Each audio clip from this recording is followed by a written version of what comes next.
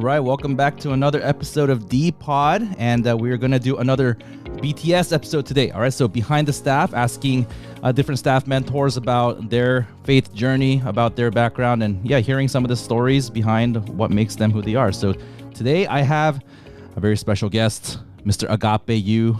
Hello. Hello, welcome to the studio, Agape. You and I have something in common. Do you know what that is? Oh, we're both Korean? Oh, you got it! Dude, 대한민국. Yes, all right. So Ben and I, in the earlier episode, we were talking about Korea. And oh, yeah, let's go. Yeah, let's that was go. a crazy Dude, shot. Round of 16. Never thought it would happen. But I called it. I said that they were going to be Portugal, so it's all good. I don't think we have many other things in common. We're very different people. We're only Korean. That's the only thing. And we're men. Korean men. Christian? Yeah. And Christian. Yeah. Okay. Well, we're thinking of There's a couple more things. Few additional things there. Okay. That's nice. All right. So, hey, how are you feeling right now? I know you get stage fright when you're performing, but how do you feel right now? Oh, my hands are super clammy. Agape, just for the record, is super nervous. And earlier I was like, nervous. hey, like, why do you feel so nervous? He's like, because we're going to be listened to by thousands of people. I'm just imagining all of them listening to the podcast right now. Like the entire world is going to listen to this podcast. And like I said, it's going to be #1 on Apple Podcasts. That's the dream. Yeah, that's funny. That's funny because obviously that's not what we're trying to do. But yeah. So welcome to the podcast, dude. So, BTS, this is what we're calling this, behind the staff. And basically the goal is just to have a conversation and let our listeners know kind of more about your story, right? And so where I want to start is I want to start with you in high school, because I hear a lot of interesting things about you in high school, and whenever we show pictures of you from high school, like people shriek. I don't know what the shrieking is from. With delight? Delight or horror or something. Yeah. But I think there's a lot of like interesting stories there too. So could you just tell us about what you were like in high school? Let's just start there. Yeah, sure. So going back to photos in high school, I think the main reason why people are surprised or they shriek is because I had very, very long hair went past my shoulders. I started growing it out in like sophomore year of high school, mostly because I didn't want to get a haircut. I was too lazy. What was I like in high school? Well, going into high school, I was actually very quiet, and people thought I was super introverted and I didn't talk. And so that's how I was like most of 9th grade. And then I started getting more comfortable. And it's mainly because I moved to a new area during 8th grade, and I still wasn't comfortable and didn't really know people. So I felt really out of place. But by 10th grade, I think I got really comfortable, and I got really loud and obnoxious. A lot of who I am now, I think, started out there. I had a really good friend. His name was Long, and he's like 10 times more crazy than me, maybe 100 times more crazy than me. And wow, so it's hard to believe. Yeah. So that was high school. And then I was also, I identified as a Christian in high school. And so a lot of kids, a lot of my friends and people thought of me as like the good Christian kid. And I remember like it was like 11th grade when I got really comfortable, and someone, or I don't know what the situation was, but I said a cuss word, and all my friends were like, whoa, he just cussed. Oh my gosh. So that's a part of it. And then I was also, I didn't really know what to do. I guess this is kind of going into college, but I didn't really know what I wanted to do with my life. So I just kind of went along with my friends, and I happened to be friends with all the smart kids, the smarter ones. And during AP classes, I was doing something called academic decathlon. And so, and I guess in some ways I was a little above average. I was like top 10 when I graduated in terms of GPA. So it's kind of, I don't know, brief overview of what I was like in high school. Yeah. So you mentioned that you moved in 8th grade. So, and so that was part of why maybe you were a little introverted at first. Where did you move from, and where did you move to? Where did you grow up? Yeah, so I grew up in Torrance, Gardena. Actually, I was born in Arizona. I'm a huge Arizona sports fan for that reason. But I only lived there for a year. And then my parents moved our family to Torrance, Gardena, and I lived there until I was 13. And then I moved to San Fernando Valley, to Canoga Park. And that's where I was. We moved in the middle of 8th grade. So, yeah, that's one of the things we have in common there, because I grew up in for a little bit in Northridge, which is kind of near that area. That's right. That's right. Yeah. So can you tell me? So you mentioned like your friend group was like the smarter friend group, and you did academic decathlon. Mm-hmm. Tell me a little bit. So I didn't have that at my school. I know that. Yeah. So tell me a little bit about what that is and what was that like? Sure. Yeah. So academic decathlon. So it's decathlon means there's 10 subjects, and it's basically a sport for nerds. That's what I say. There are 10 subjects or 10 things that we have to prepare for. I believe there were 7 tests. So like a 50-question Scantron test. So topics such as like music, art, science, history, social science, math, and I forget the last one. And then we also had to write an essay and prepare for an interview and give a speech. So there are a couple of things like that. So basically, the way it works is you have one overall theme or subject. So I believe my senior year was the Great Depression.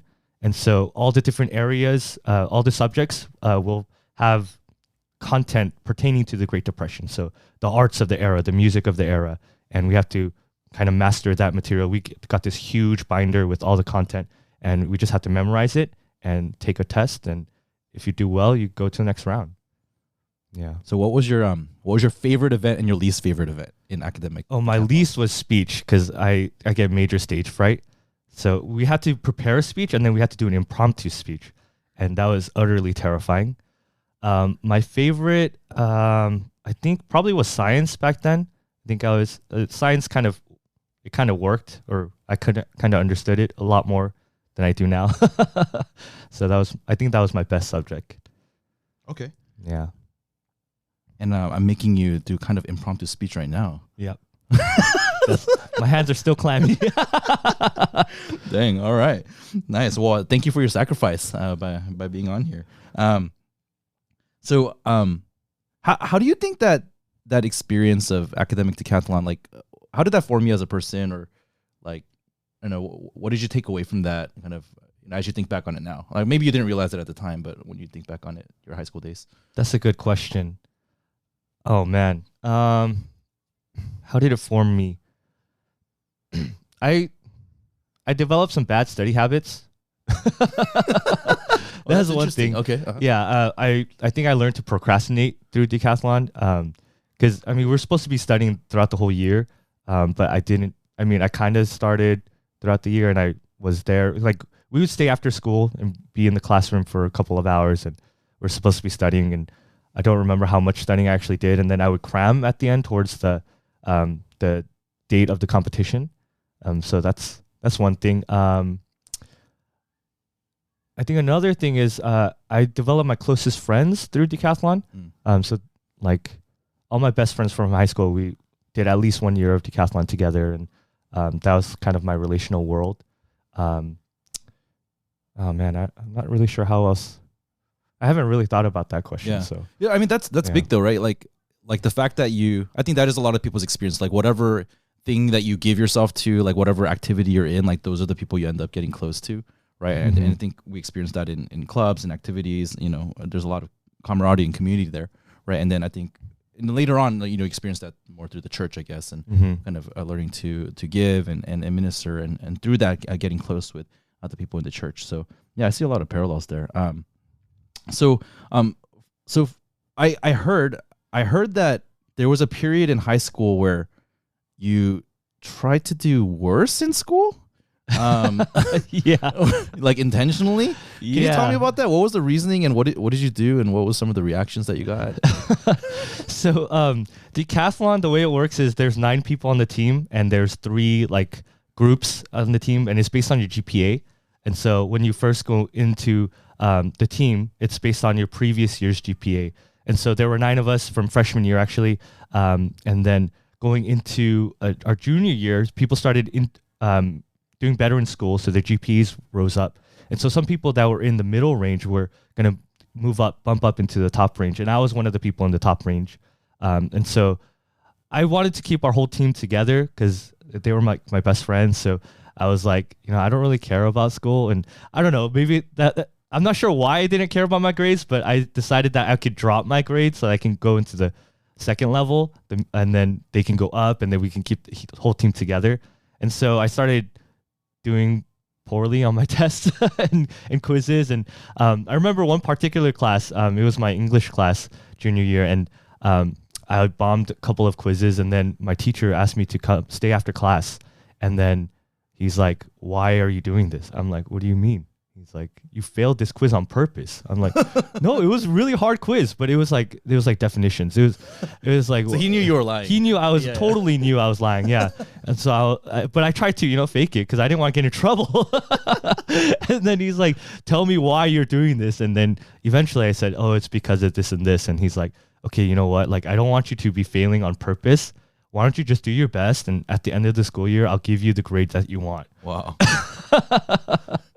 So then you tried your best after that, or? Yeah, more or less. More or less, yeah. I did as I would normally have, yeah. And then what grade did you ask for? I think I asked for a B-. What would you have gotten otherwise? I think I would have gotten A+. It was a regular English class. Oh, I see. So that's kind of another thing. On the topic of like lowering your grades, I kind of didn't take the hardest classes or AP classes that year because I felt like I shouldn't, or like I didn't deserve to do so because I didn't do the AP homework. Even though a lot of my friends, even though like they didn't do the AP homework either and they kept it, I just dropped out. What is AP homework? Like we had readings in the summer that we were supposed to complete, and I think we were supposed to like summarize it or something, write up a little thing. So you were like signed up for an AP class, but then you didn't do the homework over the summer. Yeah, so it was like AP language, and then I didn't do the homework. And initially I was trying to motivate myself because I was like struggling to like do work. And I was like, if I don't do this, then I'm going to drop the class. And so when the school year started, I went to my counselor and said, "Hey, I want to drop out." And they were really confused. But I was very insistent. And then, so there's AP honors and the regular, and there was no time slot that worked for honors. So I got into the regular. And it was, I don't want to sound cocky, but it was very easy. And you went from like AP to like all the regular class. Right, so, right. I mean, it makes sense. Yeah, so that English teacher, I think he knew that I dropped somehow, and then I guess I stood out amongst the other students. I'm sure the administrators talked about you. There's this strange kid, Agape. He's like asking to go from AP down to regular, and he keeps failing his quizzes on purpose. You must have been the talk of the town amongst the admin, man. Yeah. That's really that's so fascinating to me. So then like, so I guess for you, like you were just trying to keep your friend group together. Like that was kind of the heart behind that. Yeah. So do you feel like that's like, is that just how you've always thought about life or people? Like, because that's really interesting because I feel like a typical high school student would want to maximize like their own potential or their grades or something. But then for you, it was like, I mean, these grades don't really matter to me, I guess. And like, tell me a little bit about that thought process behind that, or where did that come from? Yeah, so I've never really been all that ambitious, and I'm not sure where that came from. So my parents, it probably goes back to my parents, right? My mom graduated elementary school, and then she had to start working to provide for her family right after that. And then my dad, he went to college, like community college, and I don't think he ever finished. And so my parents, I mean, I think my dad really instilled the value of education when I was younger, but after my parents split, that was the reason why I moved. Like my mom didn't really have that influence on me, same kind of influence. So I guess I didn't really have ambition, but I also didn't have like vision. Like I didn't know where my life would, like I didn't know the purpose of grades. Like I didn't know about college or thinking about college until much later. And like, I didn't know that like, you know, it opens up opportunities for a career and different things like that. I had no conception of that. And so I guess that was the reason why I didn't value my grades all that much, because I just didn't know the potential of it. But I also valued relationships, I think, and probably because of what I experienced with my mom and dad. So the effect of my parents splitting, I think it had a huge impact on me and my brother. And I think I'm experiencing a lot of that today, but I think that made me value relationships and people a lot more, because I saw, well, I guess I miss my dad, even though it was kind of a painful divorce, because my dad, he was an alcoholic, and he was not very good under the influence of alcohol. And so there was a lot of pain there, but I still loved him. I still do. And then, so that's, I think that's kind of what I'm thinking. Yeah. So, like dad was maybe the one that was speaking into that for a little bit, but then went through that time of divorce when you were in middle school, and then I guess your mom didn't speak into education that much, or like that wasn't a big priority for you, and maybe the sense of loss that you had with regards to your relationship with your parents, and kind of, so then that made you really value wanting to keep people together, like the people that you love, like you want to stay with them, like it's something as petty as like this team, like come on, like I would rather like stay together. That's what I'm hearing from your story. I think that's right. Yeah, that's really interesting. I think and thank you for sharing the story with your parents. I know that's always difficult for anyone to go through, and since I guess since it came up, like is there something from that period, like I don't know, like how do you think that affected you, like as a person, kind of, I guess you have the hindsight now, of having gone through kind of, it was a painful time, I'm sure, right, for yourself personally. So like, what were some like redeeming things that came out of that period of your life, whether it's high school, college, and beyond? That's a really good question. I think it's one of those things, I know people talk about, like during the season of Thanksgiving. We just ended Thanksgiving a couple weeks ago, and one perspective that people try to have is like trying to be thankful for even the bad things that have happened to you, and I like the word that you use, redeeming. So I think one way that that experience was redeemed was I got to experience the effects of sin and like man's brokenness firsthand, and that was something that was really real to me from a very young age. And because I experienced it, right, from my dad's sin and his brokenness, but then I think that also made me aware of what's inside of me. That opened up different ways that so I guess I dealt with it pretty poorly, because I don't know, most people at a young age, they don't really know how to manage pain, manage or to deal with that, right? So for me, I turned to video games and just trying to shut out like whatever painful things there are. And after a certain time, it started to get to darker things. And so I knew what was inside of my heart. There were all these dark desires and things. And I started to lose control over the things that I was using to kind of medicate my pain. And so through that experience, I think I also recognized that I'm really broken. I don't work the way that I want to. And then as I experienced that a lot more in college. When I went to college, I didn't know what I wanted to do with my life. So the way I dealt with that kind of like anxiety was to play video games and run away from that. And then I hit a pretty low point in my life where I just felt like, what is my purpose in life? There's nothing. And I was like utterly depressed, but I didn't know what to do with that. This was in college? This was in college. This was my sophomore year. Yeah. So I hit a really low point in life. And I think as I experienced that, I'm trying to connect this back. I think I kind of went on a tangent. But so I hit a low point, and then I started going back to church. So I guess to give a little context, I grew up going to church and I identified as a Christian. But towards the end of high school, I stopped going to church because I felt like I didn't belong. I felt like I was too much of a sinner. I saw all the darkness in my heart, and I felt like, well, my understanding of church was that it's a place for people who have their lives together, who are good people to go to, and I knew that I wasn't, and so I felt like I didn't belong. But in college, when I hit that low point, I didn't know where else to go, so I was like, maybe I should go back to church. I had a good experience with our church back in Berkeley, and I saw people who had joy in their lives, and I wanted something. I wanted that, and I was hoping that maybe I can get that when I went back. And as I started to go back, and I started to learn more about the gospel, the concept of sin and being a sinner was something really clear to me. And I don't know, I feel like some people really struggle with that, but for me, that was really clear. And then I think a big moment for me was at the middle of my junior year. Sorry, backing up a little bit more, my parents, after they separated, I didn't see my dad. So since I was 13, going into, I guess 6 years later, I think I was 19 or 20 in college. And I got reconnected to my dad. and I had this experience of, having to face all the pain and suffering that he caused, because I think I just completely ignored it after we left him, and I think that was how I was managing the pain. But when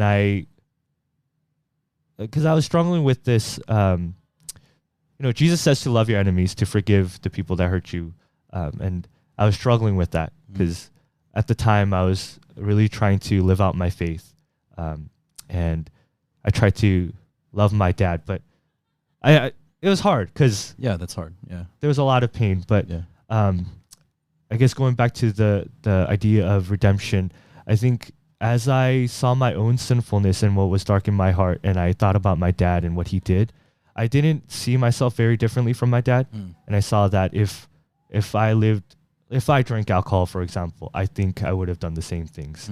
And I saw the same anger, the same hatred, the same capability for violence in him, in my own heart.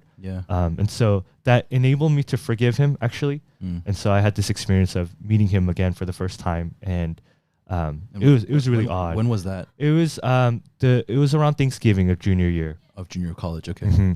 Yeah. So it'd been like 7 years. Yeah. Okay. Yeah. So I had this strange experience where instead of like feeling angry or hurt or anything like that, I felt compassion for my dad, and I felt really happy to see him in some ways. And then he was going through some stuff at that time, and long story short, after we left, his life kind of spiraled out of control even more.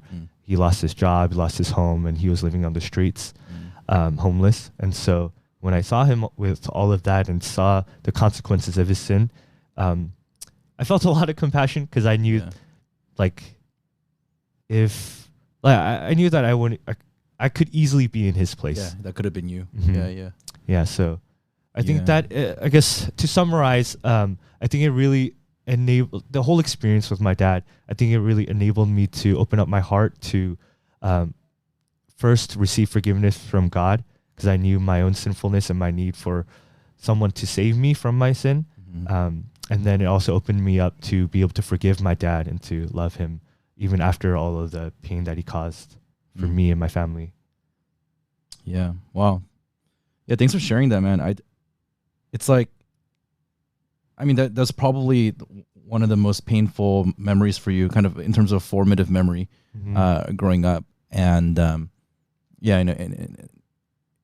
people in kind of divorced parent situations, separated parents, or or situations where, kind of experiencing sin being done onto you, like as a child, like that's a lot of people have a hard time recovering from that. And I know in a lot of ways, kind of knowing your story, that took a long time, and there are a lot of steps, and it's ongoing, right? It's ongoing for all of us in terms of like the things we went through in the past. But yeah, I really appreciate how you identified how maybe that was the opening for you to see the sin in the world, first in others, but then in yourself.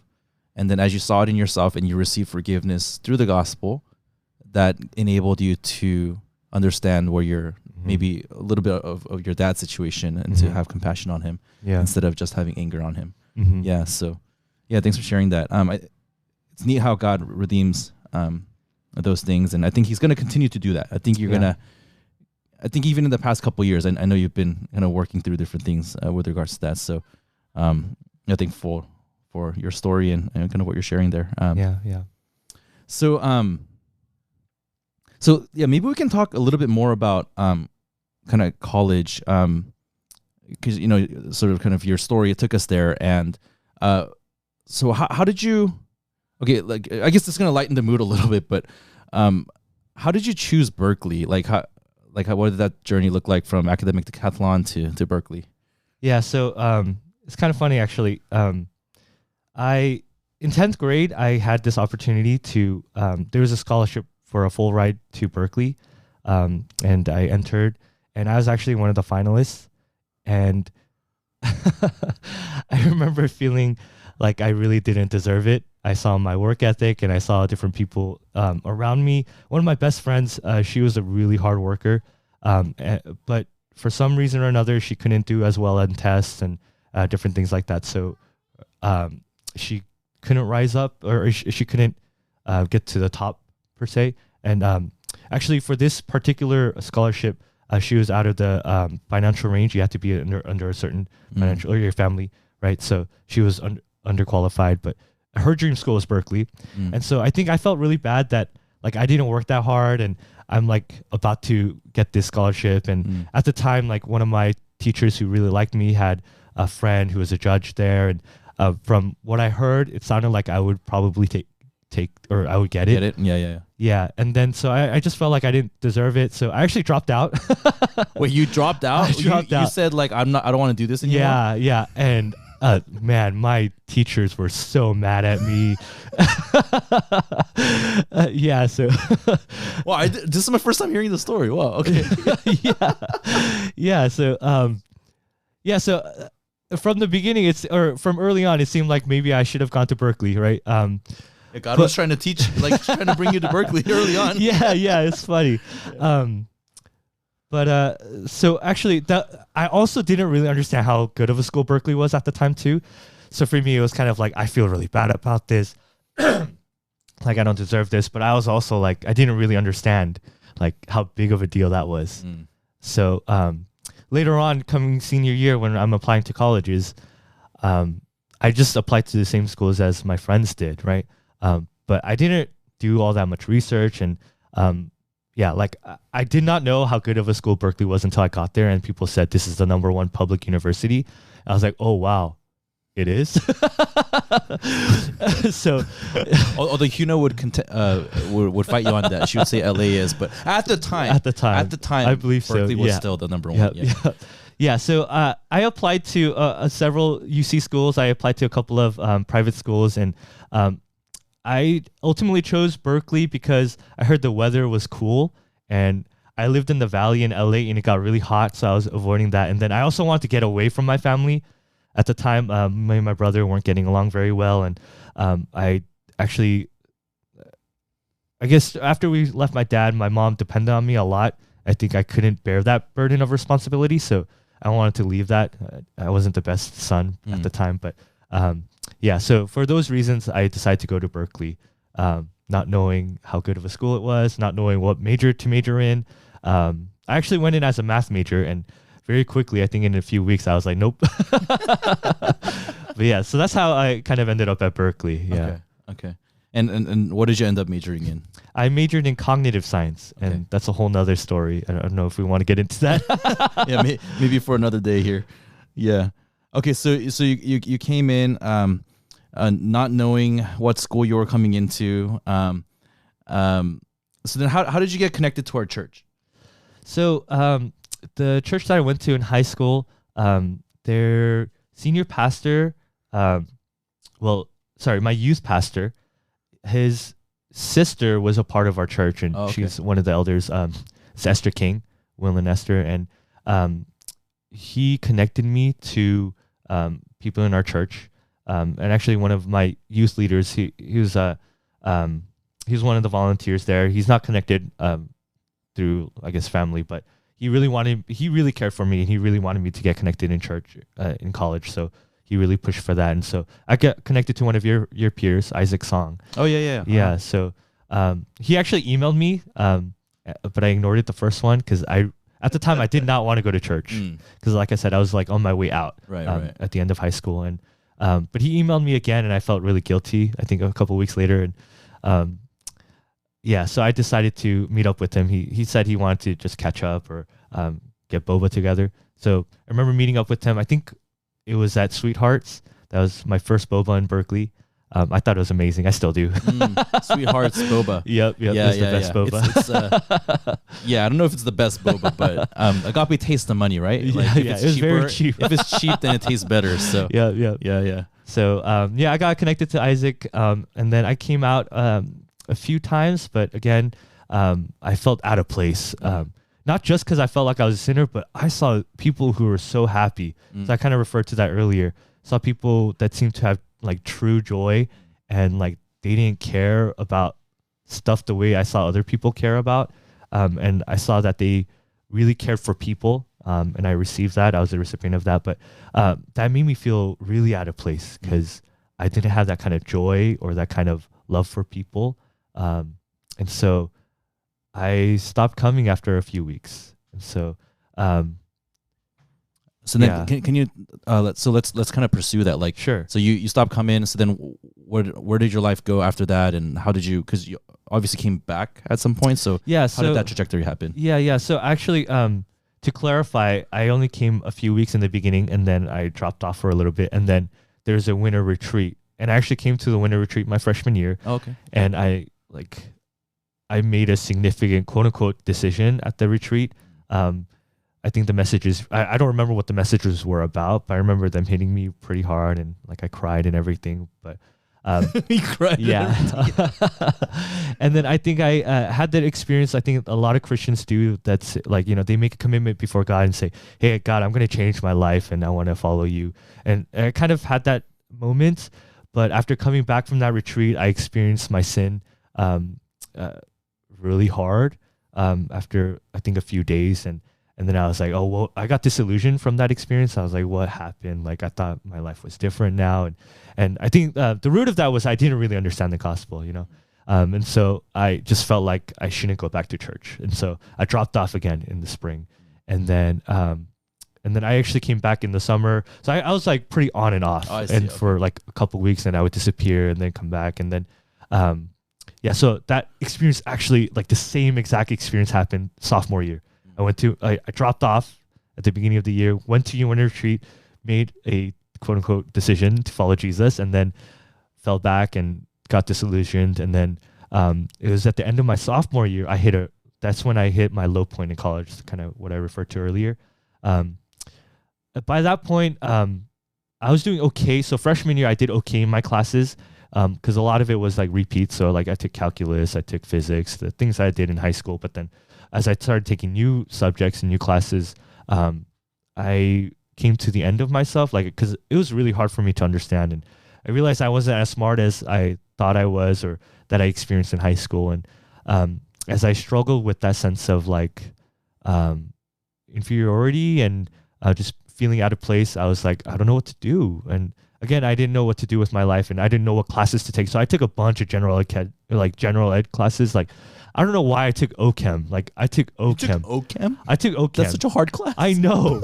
But I took it because everyone else was taking it. But everyone else, as in like all the pre-med students, right? Because I didn't rule that out because I honestly had no idea what I wanted to do. Right. So going to OChem, I was late to my first class and it was packed because I think a lot of people signed up for it. So I sat in the back on the ground and I promptly fell asleep. And I woke up as everyone was leaving. And then I actually didn't go back to class until my first midterm. And I went to my midterm and I sat down and I looked at, okay, sorry. I was like, okay, midterm, I need to study. So the night before I said, I'm going to stay up. And I opened my textbook, I read a page and I was like, I need a break. So I said, I'll take one game of League of Legends. So that was the game that I was playing at the time. And and then I played games all the way till the morning. Oh, gosh. And then so I went to the midterm. I'm groggy. I didn't study. I opened the book. I'm like, I have no idea. I go through all the pages. I have no idea what it's even saying.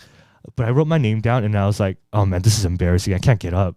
But what am I going to do? So I sat there and looking around, everyone's working hard on their midterms. And I was like, wait a second.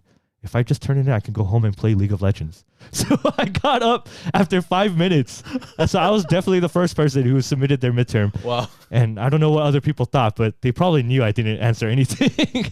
And then that's amazing. And then I didn't go back to class. So I got an F. And did you show up for the other final? No. Oh, wow. Yeah, I just got an F, a straight up F. And actually, that was indicative of the whole semester. So I think I took 4 classes. I was smart about other classes. I don't know why this one I didn't change it to pass fail. Oh, I think it was because I was limited because of my scholarships and financial aid. I had to take some, not all classes for pass fail, right? But some classes I changed to pass fail, so I got a bunch of fails. And then, my GPA was way under 1.0. And so, so towards the end of my sophomore year, that semester, I was like, I have no idea. Why am I? And then I was thinking like, oh man, people would die for this opportunity to come to Berkeley and get a degree, but what am I doing here? And I don't deserve it. I don't deserve this. I'm the worst person in the world. I should drop out. I don't know if you guys are hearing this, but there's a theme in Agape's life, right? Like going back to academic decathlon, feeling like he didn't deserve or the grades or something, and so he dropped out. He dropped to the lower classes. The scholarship, the Berkeley scholarship, not deserving it, so just dropping it. And so then now here we are, sophomore year of Berkeley. You're just really struggling. There's this whole gaming thing going on. You're feeling like I don't deserve it. I'm gonna drop out. Well, I didn't decide to drop out. I said maybe I should. Okay. But I was too afraid actually to do that. Oh, I see. Interesting. Because that takes a lot of guts, because then you have to figure out what to do after that. I didn't want to face it, so I just got more and more into my escapism. And so my daily routine looked like waking up in the morning, eating breakfast, playing League of Legends until lunchtime, and then eating lunch, and then playing League of Legends, maybe watching a movie, and then eating dinner, playing League of Legends, and then going to bed. Oh my gosh. Yeah, literally every waking moment. Wow. Yeah, it was just on my computer. Yeah, so that was the last few months of that semester. And this was second semester of sophomore year. Yeah. Okay, so you're almost a junior. Yeah. So how did you so that seems like a deep pit that you were kind of entering into. How do you get out of that, or what happened? Oh man. So I guess the first step is to be aware of that is a problem, right? So I think that was pretty clear to me, but I didn't want to face that. But it's like those moments where when I wake up or when I'm going to bed and my mind is clear and I'm like, dang, what am I doing? And I feel miserable. But I actually didn't know what to do. I didn't know what was an option for me. I think there were periods of times where I was like, okay, I'm going to quit. And I quit, but I ended up doing something else, like watching movies or watching TV shows. And so I was like, what? I might as well play League of Legends. I actually enjoy it. It's more fun than this TV show. Yeah. So I was aware of it, but I couldn't stop myself. So a Bible story that I really resonate with is the Garrison demoniac, right? So it's this man who is possessed by demons and he can't do anything about it. And people have tried to help him and they put chains on him, but he breaks through the chains and he's cutting himself in the tombs and he's by himself. So that was my experience. So I tried to quit. I uninstalled League of Legends, but I kept getting back. And actually, I started coming back to church. I think that was a big turning point. So I felt like, people at church had something that I wanted. And because I didn't know where else to go or what else to do, I was like, maybe I'll start going back to church. And a big reason why I went back to church was I lived in the same apartment complex as a lot of people from our church. Somehow I ended up living with them. My roommates weren't going to our church, or one of them used to, but he stopped coming. But there were people in the building. And so two of my friends, they're two of my closest friends now, Nolan and Lishan. I guess they were talking one day and Nolan said, hey, Lishan, we should go encourage Agape. We haven't seen him in a while. Let's make him a bowl of ramen. And just for people who don't know, Nolan and Lishan, they're same year as you, and they were actually part of the original group that planted in the Chicago church. So I think some of our students know Nolan and Lishan, but maybe some of the younger ones don't. But sorry to interrupt you. No problem. Yeah, so and it was really funny because Lishan was like, oh, why? I don't care about Agape. It's really funny looking back on it because he's one of my closest friends now. He's not like that. He's not like such that. a caring guy. Yeah. So the gospel changes everyone, you know? For sure. Amen. But then Nolan convinced him. They brought me a bowl of ramen. They knocked on my door, but when I opened it, I actually refused the bowl of ramen because at that point I felt like I didn't deserve any type of care or love because I felt like I was such trash, right? And so that kind of speaks to my value system at the time.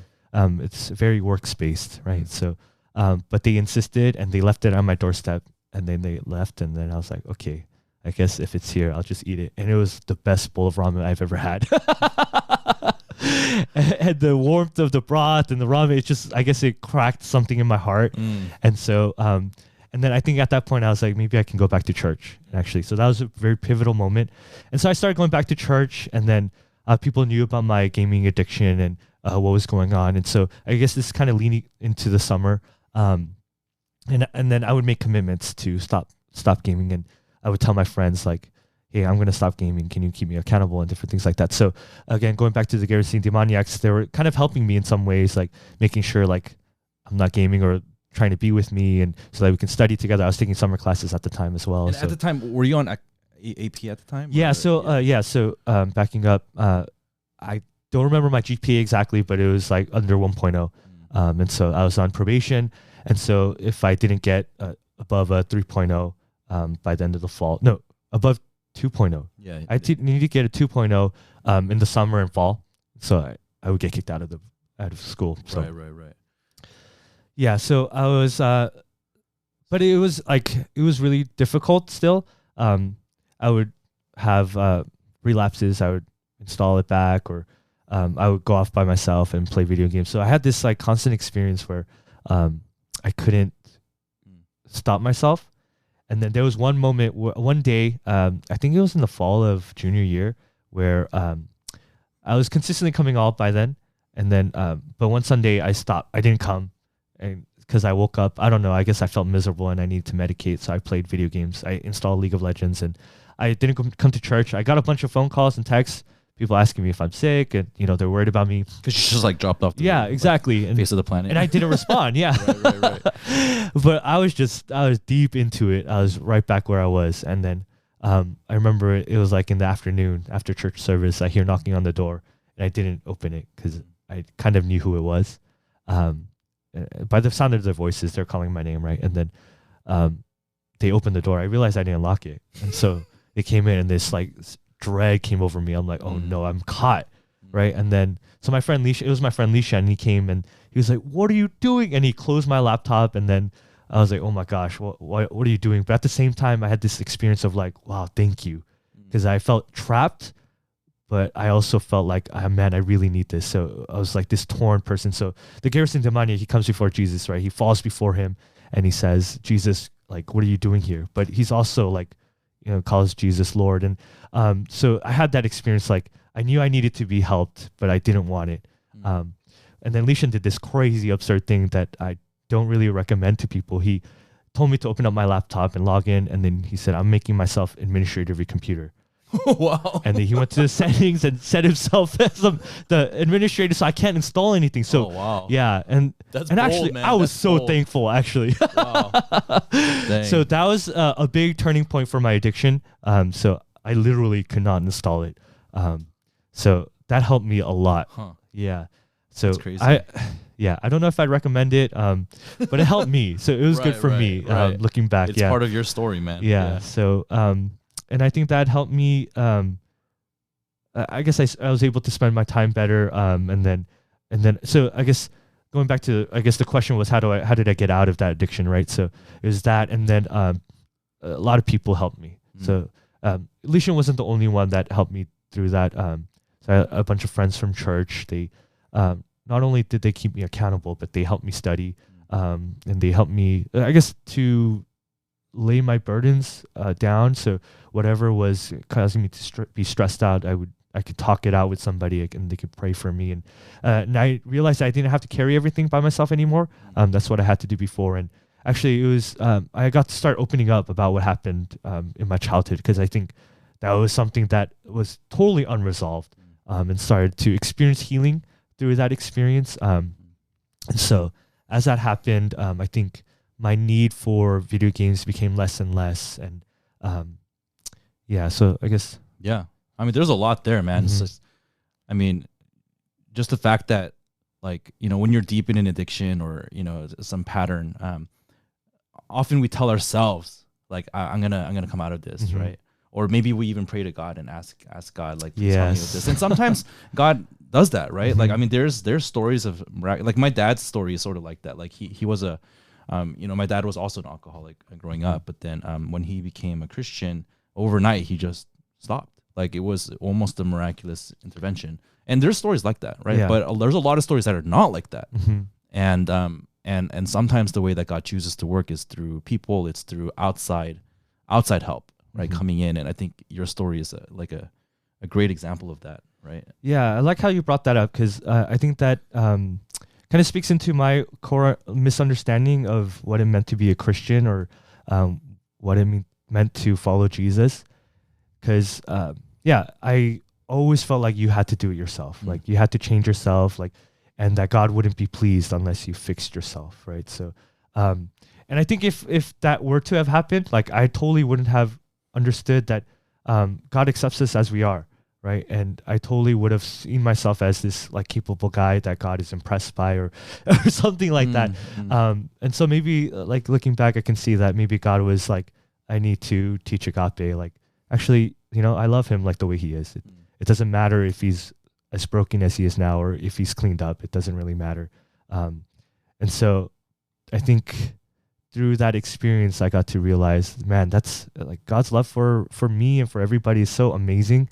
And that was what really enabled me to understand like why Jesus had to die for us. Because I saw my utter need for help, for outside help from people, from God. So yeah. And then people in your life became almost a proxy for God's love, right? Because it's sort of like, okay, I need help, but like the way, like the unconditional love came in the form of your friends, like bearing with you again and again, like week after week, month after month, right? And you realizing, and sometimes you need some time to realize this, like, wait, they're not leaving me, like they're not sick of me, they're like, they're like, taking my laptop and changing the password or whatever, but it's not out of a heart of condemnation. It's like, because you had like asked for help in your best of moments, right? And then when you're not in the best of your moments, you're going back and doing this thing, and so then that's when their role is to say, hey, come on, like come back, like you remember you said you didn't want to do this, right? And then there's obviously that whole backstory of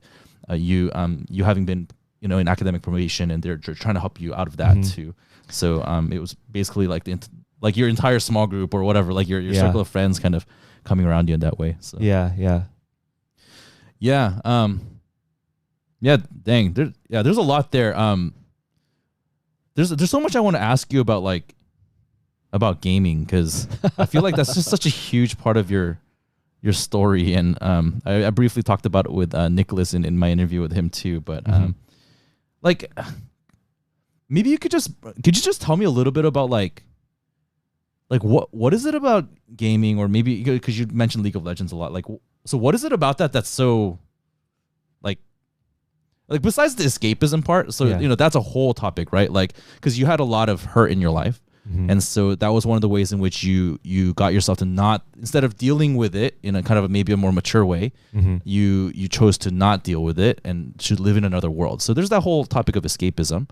But like, what is it about the game that is so, like, I've never played it, so what's so fascinating or fun about it? Oh man, so I've heard from some people, like, they try playing League of Legends, and then it's like some people have to ramp up, and like the first time they play, it's like it's overwhelming. There's graphics, there's all kinds of things that you can do, and but my first game, I was in love. I was hooked. I remember it was senior year of high school. I had already gotten accepted to Berkeley, and I was like done with school, right? And so one of my friends, he introduced me to League of Legends, and I played with him, and I think I played against like bots, so like automated people, and I was hooked. It was so much fun. Man, I think it was like, oh man, I don't know. Like the sensory overload was awesome. Like all the things happening, and I'm like, so the premise of the game is that you have 5 characters, 5 players fighting against 5 other players, and you're supposed to destroy their base. And so you're basically going to war. And so I think that was thrilling to me. Like, we're going to battle, and I'm going with my friends, or let's go get them. Like, and then you can add strategy on top of that, and there's some skill involved. At my I guess skill level, it wasn't really skill level, but it was just but you fun. Still enjoyed the experience. Yeah. It's like being on mission. Like, if we use kind of the language, like it's being on mission with your friends. Yeah. Like accomplishing something difficult together. Like something like that, right? Yeah. And then it was also like I can see myself getting more stronger. Like, because actually it's in the course of a game, everyone starts out at level 1, and then you gain experience as you defeat monsters and as you kill the other players, and then you can max out to level 16, or I forget what level it was, but and then you buy armor and stuff. And so I think that experience was also thrilling to see myself get so powerful over a course of time. And then if you're really good, or if you play against someone that's really bad, you there's a term that people use that it's called feeding. And then if I beat the other person so usually there's 3 lanes, and sorry to get technical, but like you're battling like 1 or 2 people in your lane, right? And so if I beat them enough, or like if I'm better than them, and then I start killing them more and more, I get more and more powerful, and then there's like a snowball effect, and so everyone starts raging in that person on their team, and they call him feeder, and because he's feeding me, right? I'm getting overpowered, and so that experience, I think, maybe to get a little deeper, like I think, like outside of the gaming, outside of League of Legends, like I felt so weak, and like I can't do things in life, and like I felt powerless, and there's certain situations in my life like I couldn't deal with, like whether it's helping my mom, for example, or schoolwork, like I just felt like I couldn't do it, right? But in this world, like I can be powerful, I can like be strong, and then if I'm not, it's over, like in 20-40 minutes, like I'm done, and I can start over. And you can start over. Exactly. Yeah. So that experience, I think, was like that kept bringing me back. But in life, you don't get that reset button. Right. Like if you mess up, you mess up, and you have to kind of carry that for the rest of your life. Yeah. Exactly. Yeah. So I think not just League of Legends. So I was hooked to just gaming in general, and kind of what you were saying, like the main thing actually was the going to a different reality, and kind of avoiding my current reality and situation. And so it wasn't just League of Legends. It's all kinds of games that I love playing because of that feeling, I think, to first escape my problems, and then to feel like I can do something, like I have some power. So yeah. And one of the ways that I've talked about it in the past, because I didn't play League of Legends, but I played some video games growing up, mostly console and then a little bit of computer games, but I never got like super into it.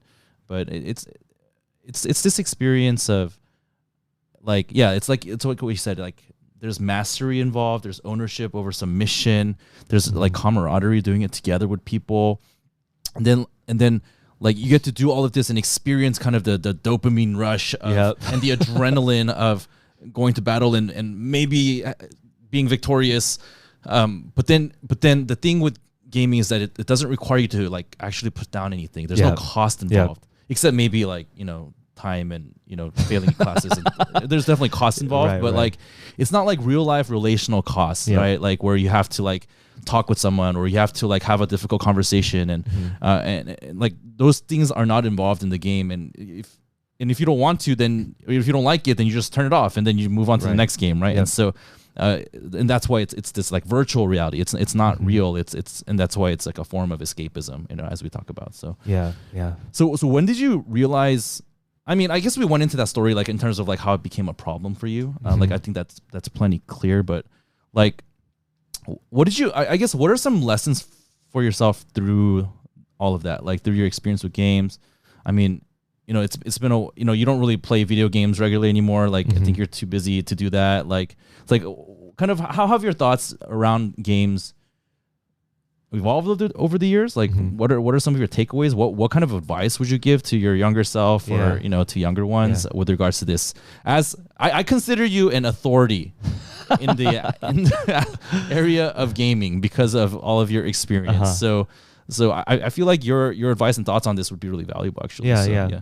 Well, to be honest, like as we were talking, the thrill and all of that came back. Yeah. Like my hands are climbing now, not from nervousness, but from excitement. Like I kind of you're like having a relapse right now. Yeah. I'm like I want to go play. So oh man. So I think one big lesson for me, kind of we've been talking about it, but it's how to deal with my pain, how to manage things that are difficult in my life that I'd rather not do. I think from a young age, I didn't learn to do that properly. So over the last few years, I've been learning to mature in that, and to respond to difficulties in life in a more mature way. And so yeah, because plainly speaking, if playing video games and just trying to run away from it, and it's not dealing with whatever painful situation there is in my life, right? Yeah. And so, how do I do that now? So, as I've been able to step away from that, and as I experience the difficulties of life, I'm able to actually mature and actually deal with it. So, I think a couple of ways that I've learned to do that over the years is talking to people, again, sharing my burdens with my friends and praying about it, actually going into those situations and taking action. So, so I guess if it was a class, I mean, I'm not taking classes anymore, but I guess it's like the work environment. If I have a task that I need to do and I come up against something that I don't know how to do, my gut instinct, sadly, it still is to escape. But now, because I blocked off a lot of those ways for me to do that, I try to face into it. I do another Google search, or I vent to my friends. Like, this is so hard. I think a lot of my friends who work during the pandemic, we started working together, right? So work from home. Yeah. And people always say that I groan during the workday a lot. What does that groan sound like? I hate this. Why isn't this working? Thank you for that. I can imagine that. Yeah. So it's. I think actually verbalizing that has helped me. Instead of like keeping it inside and bottling it up, right, or just ignoring it. So So over the years, I think I've learned to deal with the difficulties of life a lot better. So that's one huge thing. If there is somebody that recognizes they're using video games to medicate their pain or to run away from things, I'd recommend trying to take a break and trying to see like what is it that's causing you to do that? Why is it so hard for you to, I guess, face the difficulties in life? And actually, I've learned a lot about myself through that. I realized that like I'm actually really afraid of failure, and that was something that I didn't recognize before. And I realized that my sense of self-worth comes from what I can achieve. But as I come face to face with that and the reality that maybe I'm not as good as I want to be, I actually can experience a lot of healing through that, as people in my life can tell me they still love me, they still care for me, as I hear from God, like that God doesn't want or doesn't expect perfection from me exactly, but that he accepts me as I am. And so there's a lot of brokenness in my heart that's been healed as I stopped running away from my problems, and a lot of things I learned about myself. So I would encourage people to try to do the same, and that there's actually a light at the end of the tunnel. Like there's really like good things that can come out of it, and it'll be very painful. Like the process will be painful. Process is so painful. And it's often can be so discouraging. Because I've backtracked a lot over my years, and but getting back up and like after like the 1,000th time of failing, and getting back up and receiving acceptance and love from people again, I think it might take 1,000 times to really understand that or to really believe it. And so for me, it's I think I'm still healing, but I've experienced a lot of healing through that experience. So yeah. Thanks for sharing that, man. As you were talking about how like you step away from the game so that you can face into whatever hurts and kind of pains you have in your life. Yeah, I think part of from your story, what I heard is part of what you did is you also invited people into it, right? You invited people into the hurt and the pain, and kind of made yourself known in that way, right? And it turns out that one of the needs that you had was to be loved, to be known, and then that and you mentioned it earlier, like at some points it made you feel like, oh, I don't need the game so much anymore, because it's actually being filled by what I should be filled by, which is God's love and people's love. And then actually I want to add to that, because one thing we were talking about earlier was like that sense of mission and like trying to accomplish something and to beat the other team or go to war. I think as I have been trying to follow Jesus, I think that's something that's been fulfilled. That desire. I feel like most guys, I don't know if I should generalize, but I think most guys have this innate desire to go and do something awesome, to go to battle, to fight for the fight a dragon, fight a dragon, to win the woman or whatever it is. And I think that was one of the things I really look for in video games. But as I follow Jesus, I'm able to join this incredible mission of saving people from eternity apart from God. And so I think that's something thrilling that I can experience on a day-to-day basis as I see people in my life, as I think about people that I care about, or the students that I interact with, and I see people who really need God, and that I can be somebody that gets in there and help change the trajectory of their lives forever. That's something that gets fulfilled, I think, and has been replaced, I think, as I follow Jesus. So I think that's something kind of cool. Yeah. So if I were to try to summarize what we've been talking about so far, going into just using video games as a form of escape, one of the things that it does is it prevents us. It prevents us from good things. It prevents us from maturing, learning to deal with problems that we have in our lives, because everyone has problems in their lives, right? Like whether it's personal or some hurt that was done onto you.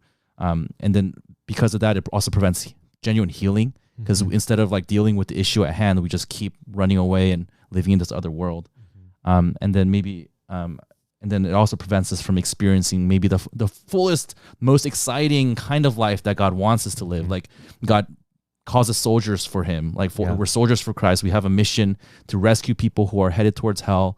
Like we're supposed to rescue them and alter their eternal destiny. And that's the kind of work that God wants to involve us in. And we don't see that, or we don't have time for that, because we're again in this alternate world where we're trying to get our fill. But actually when you experience the thrill of leading someone to faith, right? And recognizing, wow, this person's eternity just changed forever.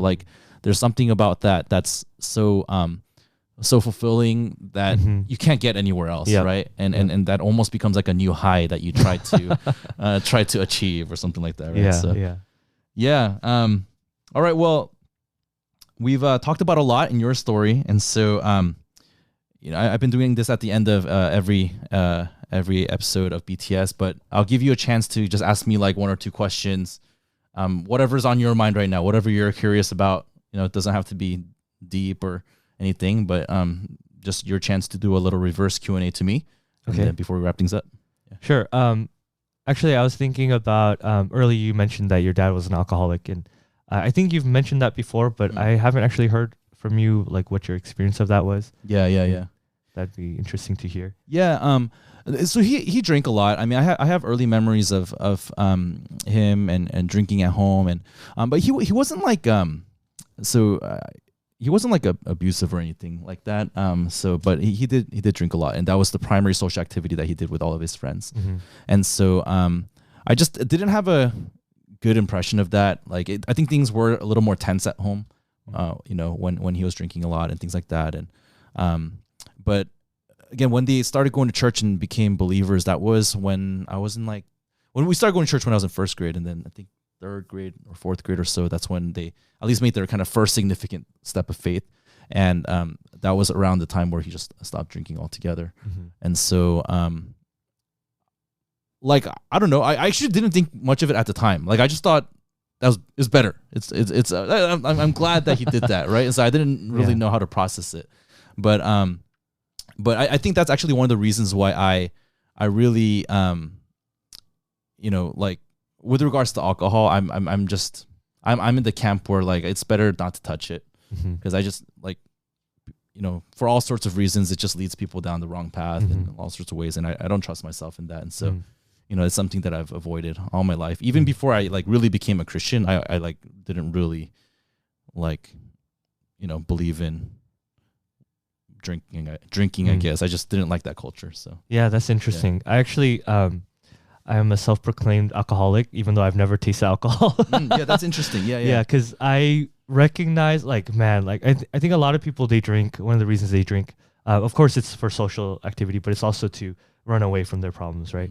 So I was fortunate not to go down that road, and I think it really would have wrecked my life the way I saw it ruin my dad's life. But because I saw it ruin my dad's life, from very early on, I was like, I'm never going to drink. And the older I get, the more I recognize that, man, I would not be good under the influence of alcohol. Would not have been good for you, right? Yeah. So it was good. Yeah. So yeah, thank the Lord that He protected you in that way, at least with regards to that area of your life, and I'm thankful in the same way for me too. Yeah. Yeah. Anything else? A lighter question. Sure. Well, do you remember your first impressions of me, or like our time in Chicago when we first moved out here, or when you first moved out here? Dude, I don't know if I remember my first impression of you. I mean, because I knew of you when you were in college already, so I guess that's my first impression of you. And so my first impression of Agape was that he's this like really loud, kind of crazy personality.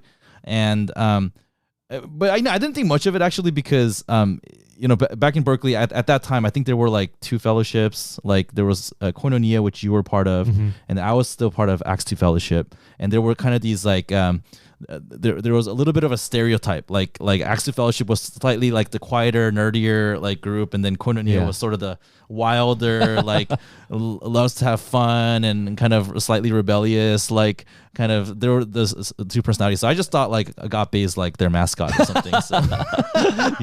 Okay. Which I think is not too far from the truth. Nope. I still have that Koinonia blood in me. Yeah, I love dude. to be loud and fun. Yeah, so that's funny. So then it's been fascinating for me to, like, after I moved out to Chicago, like get to know you more, and get to know all your friends as well, and to kind of cross reference that with what I thought was going on in people's lives, and basically my learning all the time is like, wow, you just don't know what's happening in people's lives. Like God's working in their lives in ways that you have no idea, and you just find out after the fact, because and like at the time for you, you're still processing it too. Like you didn't know what was going on. So yeah, it's really neat. All right, last thing here. Okay, last thing is any last words or comments? Okay, just open-ended question that you have for our listeners, just based on anything we talked about today. What are your last thoughts? I feel like I need to qualify, because from our conversation, it feels like gaming is like a sin. So I just want to qualify, like it's not a sin to play video games in a similar way like drinking alcohol is not a sin, right?